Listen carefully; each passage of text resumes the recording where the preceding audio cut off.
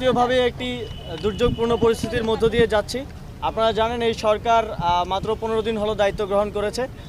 বাংলাদেশের মানুষ দীর্ঘ সময় ধরে তাদের বিভিন্ন দাবি এবং তাদের যৌক্তিক বিভিন্ন দাবি উত্থাপন করার সুযোগ পাচ্ছিল না। বিগত সরকারের আমলে তারা সেই দাবিগুলো উত্থাপন করছে। তাদের প্রতি আমাদের আহ্বান থাকবে, নিয়মতান্ত্রিকভাবে গণতান্ত্রিক আপনাদের যে আন্দোলনের অধিকার সেটা আপনারা করবেন। তবে এই দুর্যোগপূর্ণ এবং সংকটকালীন মুহূর্তে সব পক্ষের প্রতি আহ্বান থাকবে এই ধৈর্য ধরে আমাদের অপেক্ষা করার, এবং আমরা সবারই দাবি শুনব।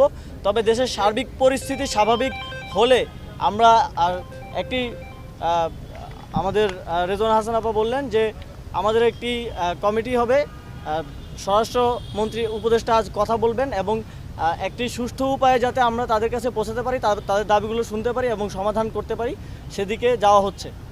এবং একই সাথে এই দুর্যোগপূর্ণ মুহূর্তে